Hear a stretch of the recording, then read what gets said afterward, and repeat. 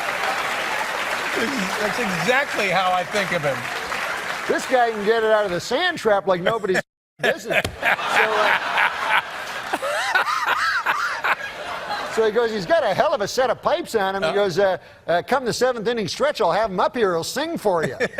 So I said, no, Bob, don't do that. Like, don't have him come up and sing for me, please, you know. He goes, what's matter, man? Don't you even know who he is? He got all mad.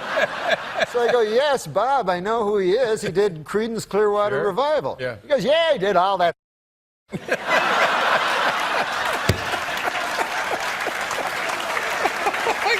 Now, do you think Cosby's legacy will be hurt? Yeah. You do, huh? I mean, there was a comedian, Patton Oswalt, he told me, I think the worst part of the Cosby thing was the hypocrisy. And I disagreed. You disagree with that? Yeah. I thought it was the raping. That's my feeling, most rapists are hypocrites. You don't meet many go, I like raping, and I know it's not politically correct, but by God, people go, well, he's not being a hypocrite, and that's the worst part. No, it's a question from Blake's good friend, Norm. No, Blake, it's fun watching you this year. Wasn't it cool? Yeah. Thank you. And I was wondering, like, there's a kind of a curse with Rookie of the Year. Nobody's ever repeated it.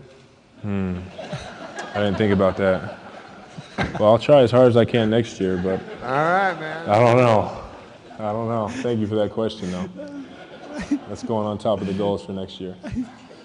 Do you know the Harlem Shake? Yeah, I've seen it on every single commercial. You've seen it. Then you'll appreciate this joke. I remember back when the Harlem Shake was just a black fella holding me upside down off a fire escape trying to collect his money. Can you find out what... You know, it just occurred to me, Mr. President, you are now handicapped, and you're the President of the United States. You must have an unbelievable parking spot, you know?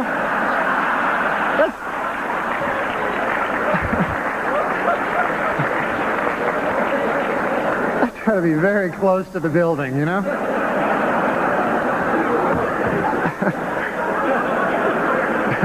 Reveal this week, the defense lawyer Johnny Cochran once abused his first wife. In his defense, Cochran said, hey, at least I didn't kill her like some people I know.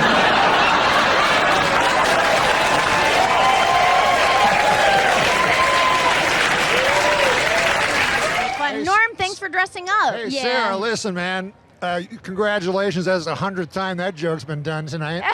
But I also want to tell you, I have a bet with Daniel Kellison, a rather large figure. Daniel Kellison, who put this whole thing together way over his head. He says you did it. He says you can explain what the fuck Jash is. Jash is pay up, fucker. Jash is a comedy collective, a United Artists, if you will. Uniting myself, Reggie Watts, Michael Cera, and Tim and Eric. And what do? We do whatever we dream up. We shoot it, and it goes on there. We can fail, we can do well. It's total freedom. No offense, but it sounds like some fucking commie gobbledygook. You got me, Norm. I mean, I've never heard the word collective. I know, but Leon Daniel Trotsky. puts buzzwords in my head, and then I just blindly Hey, out say of all them. those people you mentioned, I know you're new to this. Can I teach you something? One of the first things in hosting an interview show is to listen. What's that to now? the answer given by the guest. My whole motto, my whole broadcasting career, that's why I don't like a lot of guys on the air now, is that I never learned anything when I was talking. Can I interrupt you there? Yeah. To illustrate the point that their client is running out of money to defend himself, O.J. Simpson's lawyer said this week that if he had to do it over again, after killing his victims, O.J. would now rob them as well. That one you find troubling? We went. Did I tell you I ate a live fish in real life? No. Yeah, I was at a sushi restaurant, and the guy's like Japanese. Mm-hmm. And so I go, I eat just sashimi, like raw fish. Mm-hmm. I don't eat with rice or anything like that. Yeah. Am I trying to impress him? So he goes, you eat live fish? I go, yeah. Even though I don't. And he goes, Never think he's going to call you on it. yeah, and I go, plus it sounds kind of cool. And he goes, I get you live fish. I go, thanks, man. Like I was an inside guy, and then he brought out a fish and hit it and knocked it out and put it on a stick. It was live. And that clears out a sushi bar. A lot of people, the girl I was in was barfing in a bathroom, and the only people interested was the guy, the Japanese sociopath guy, and all the Mexican help. They were all like looking like I'd eat it, and so I had to cut it. And then they leave the fish that's on the skeleton that looks like the one Sylvester found on a garbage thing. To move. It's moving and like a dead bobblehead, and you had to put water in its mouth to keep it alive so you could watch it die as you ate. It was a nice meal. Jesus, I'm living such a hell life compared. I mean, you are. If you guys think it's weird that guy in Cleveland kept 3 women in his basement as sex slaves, wait till you hear what my middle-aged Uncle Gordon kept in his basement.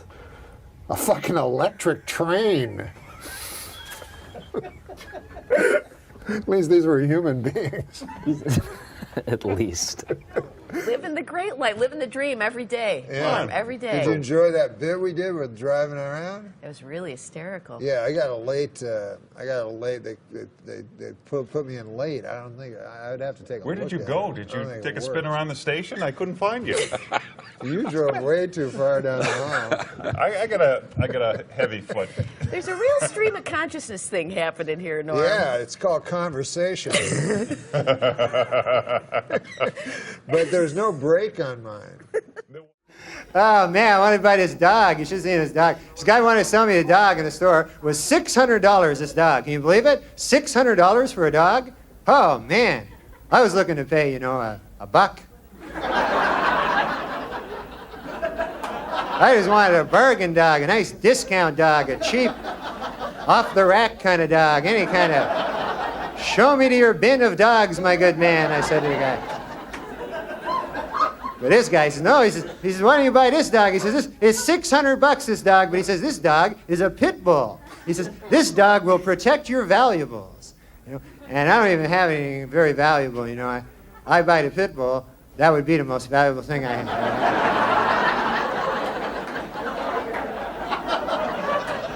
I'd have to buy something to protect it then, I'd be out shopping for wolverines the next day there. Show me something in a timber wolf if you could.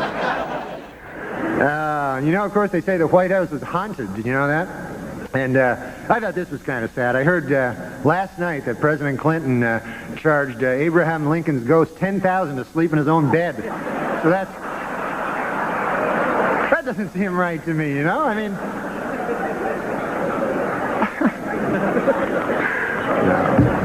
But look, the president, has come under a lot of fire for raising money, but he's good at raising money. That's not a bad thing. Every president's done it. It's just that President Clinton is very, very, very good at it. He has organized in the past year over 100 fundraising dinners and over 200 fundraising midnight snacks. Did you know that?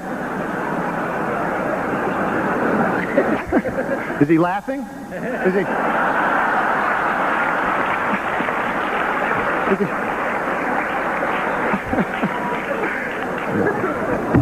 O.J. Simpson's lawyers have decided to skip hearings on DNA evidence and go right to trial.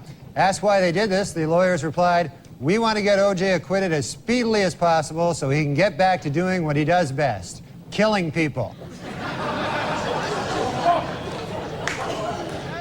No, I was just thinking, because they have that Viagra thing out. Yeah. And the other day, Bob Dole came right out and said... He was one of the first. Yeah. And, you don't want to hear about Bob Dole's cock, I mean, President Clinton's cock, Bob Dole's cock, what the hell? But mostly, an old man like that, you don't want him to have a super hard cock. You know what I mean? Why? Why? Because an old man, you want him to be got a pipe going, a newspaper, the dog at his feet there. Well, that in some corners is considered pipe. Oh. But now they're going to have to create some goddamn pill that makes women aroused at the sight of a fucking 70-year-old dude with a super hard cock. You know what I'm saying? It's crazy. This is Viagra. It's insane. And you know what it's for? Impotent people. All right, it's for impotent guys. So get this. I read this. The pill can make your cock hard for 4 hours. Right. So now, who has the 4-hour hard cock? The impotent guy. The rest of us are fucked. Me and you got our regular cocks. Meanwhile, fucking Spade is, Defer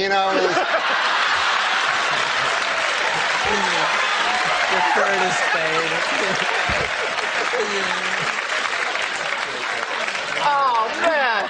I didn't see it. I didn't see it coming. Dude, I either. know you didn't. He brought it all around and then a vicious rip kick into his best friend's gut.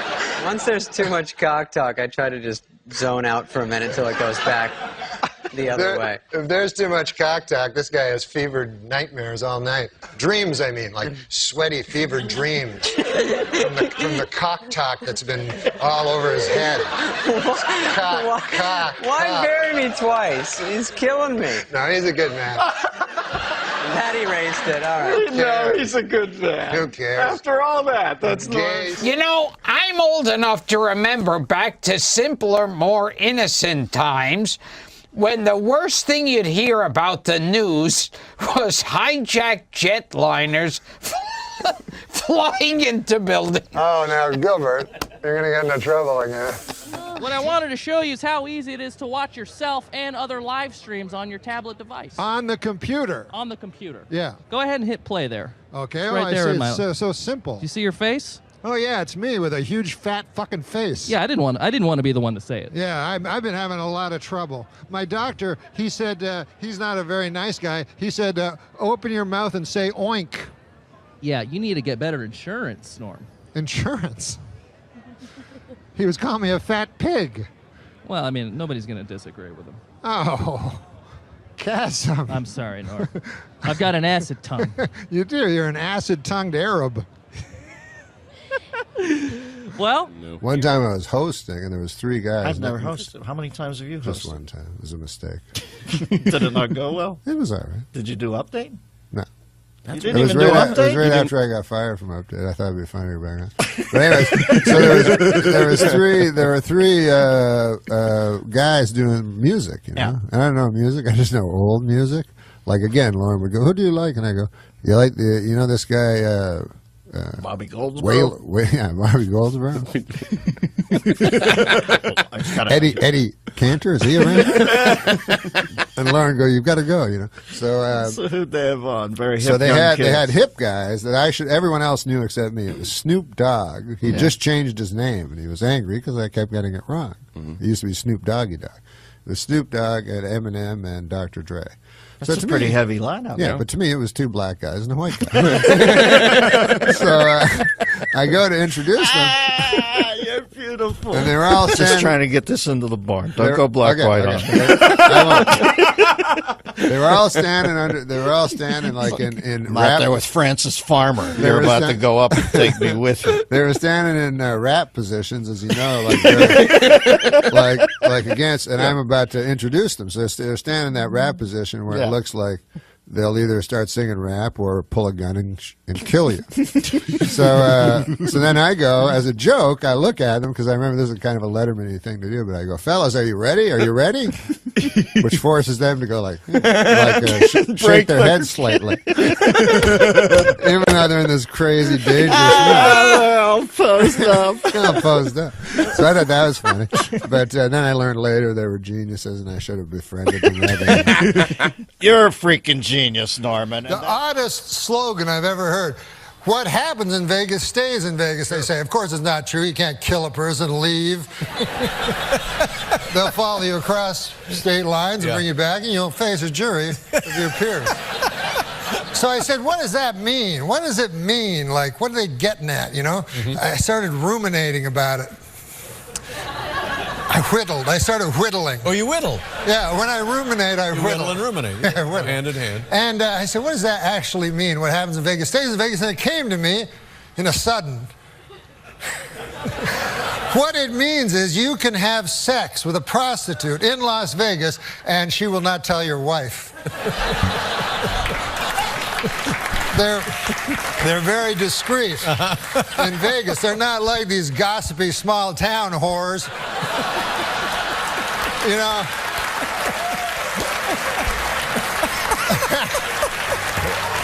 These blabbermouths down at the beauty parlor with that pale blue thing over their head, whatever that is, go, you're Hank Johnson's husband? By God, I had sex in exchange for cash last night with him. Small world. Yeah, in exchange for cash. See, this is the thing with celebrity trials, you know, is that it really gets the country all worked up. Because the last celebrity murder, of course, we had was the O.J. Simpson murder. And what happened there is O.J. Simpson was acquitted of murder, you know. And then all the black people thought that O.J. was innocent. And all the white people thought that O.J. was guilty. So what happened was it created a racial divide in the country. I read that in a magazine. It created a... But what that means is, of course, the races were divided, you know? And that's no good, you know? So I was figuring, maybe, what do you think of this? Maybe we let Robert Blake off and call it even. And then... Well, earlier this week, actor Marlon Brando met with Jewish leaders to apologize for comments he made on Larry King Live. Among them, that, quote, Hollywood is run by Jews. The Jewish leaders accepted the actor's apology and announced that Brando is now free to work again.